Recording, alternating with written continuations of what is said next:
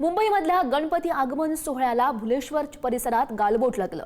22 फूट उंच गणपतीची भव्य मूर्ती कोसळली आणि या दुर्घटनेमध्ये मूर्तीखाली दबून 2 जणांचा दुर्दैवी मृत्यू झाला।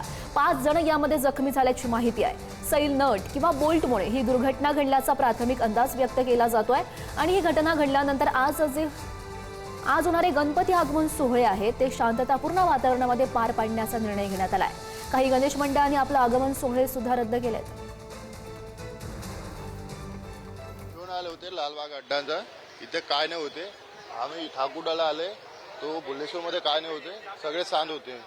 तो इथे आले ना तो डायरेक्ट खड्डे आले ना, मूर्ति का बैलेंस बिगड़ा, तो इसके लिए पूरा मूर्ति आगे आया। तो हम लोग ने सपोर्ट दिया ना, ऐसा पकड़ा तो बच्चे लोग थे, बड़े 2 भाई थे, इनके ऊपर गिर गया डायरेक्ट। पार्किंग का इशू है मैडम, ये पार्किंग का रहता है, रश बहुत रहता है। ये साइड पार्किंग रहता है, कभी वो साइड पार्किंग रहता है, वैसा ज़्यादा प्रॉब्लम होता है यहाँ आने जाने के लिए, सभी को प्रॉब्लम होता है। अनेकांचं म्हणणं आहे की इथले रस्ते खराब आहेत, खरंच रस्ते खराब आहेत। हाँ, रस्ते खराब है। जर हे रस्ते चांगले असते तर ही दुर्घटना टळली असती। नहीं, हाँ टल जाती। रस्त्यावरती डांबरटा पैसे घेतल्याशिवाय काम करत नाही एक पण बीएमसी वाला, त्याच्यामुळे हे परिस्थिती अशी झाली देवाची। कालची जी दुर्घटना घडली, हा मग ते हे खड्डे मुजतात का बघा ना, बघा खड्ड्यांमुळेच झाले का असं म्हणायचं? मग आता बघा ना गणपतीच्या जवळ येऊन असं होतंय म्हणल्यानंतर कसं आहे। मेरे पीछे जो मूर्ति के थोड़ा सा पीछे खड़ा था, सब आगे जा रहे थे, वो नहीं है तो मूर्ति ने अचानक से नीचे गिरा। तो अंकल ने चिल्ला के बोला सब थोड़ा सा साइड हो जाओ, मूर्ति गिर रहा है। तो सबने थोड़ा सा ऐसा समझा तो कुछ बच्चे भी आए, 5 लोगों को इंजरी हुए, 2-3 को तो डेथ भी ऐसे भी वो सब बोल रहे। अभी हॉस्पिटल में वो सबका इंजरी हुआ है, वो सब देख रहे। तो फिर मैं प्रार्थना यही कर रहा हूँ जिनको भी इंजरी वो सब हुआ है वो ठीक हो जाए। इधर ऐसे लोग बोल रहे हैं कि रास्ता खराब था, इसलिए रास्ता भी खराब था, इधर थोड़ा सा गड्ढा आया तो फिर वो मूर्ति का बैलेंस थोड़ा बिगड़ा, इसलिए वो गिरे। नहीं तो ऐसे वो मूर्ति भी बहुत अच्छा था, टाइट भी था, अटैचमेंट भी बहुत अच्छा था।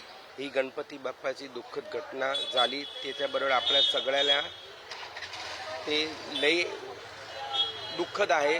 ते बाप्पा आपल्या येत होते आमच्या त्यांच्या पंडालमध्ये, पण ते अशी दुःखद घटना बनली, त्याच्यामुळे आपल्याला लई दुःखद आहे। अपना इधर से मूर्ति आया, इधर खड्डा था, पूरा इधर खड्डा था, तो ऐसे जैसे खड्डे में टायर गया ना, जैसे मूर्ति आगे हो गया। 5 जन थे, 4 जन घायल है, 2 जन का जगह पे ऑफ हो गए, मृत्यु हो गया। पण मूर्ती कोसळण्याच्या अगोदर काही आवाज आला होता की नेमकं काय? आवाज काही नहीं आया, ऑटोमेटिक सगळे झाले।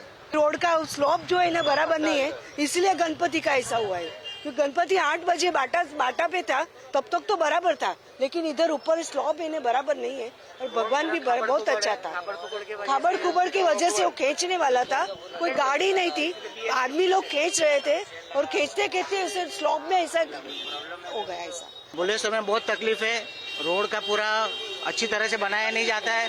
हर टाइम गणपति के पहले रोड को लोग सीधा बनाते हैं, लेवल करते हैं, ये टाइम लेवल ही नहीं हुआ है, तो उसकी वजह से बहुत तकलीफ पड़ रही है। सभी मंडल के गणपति यहाँ से आगे पीछे वाले सब यहाँ से ही जाते हैं, लेकिन बीएमसी का ये माइनस पॉइंट है इस साल का, जिसकी वजह से बड़ा हादसा हुआ है।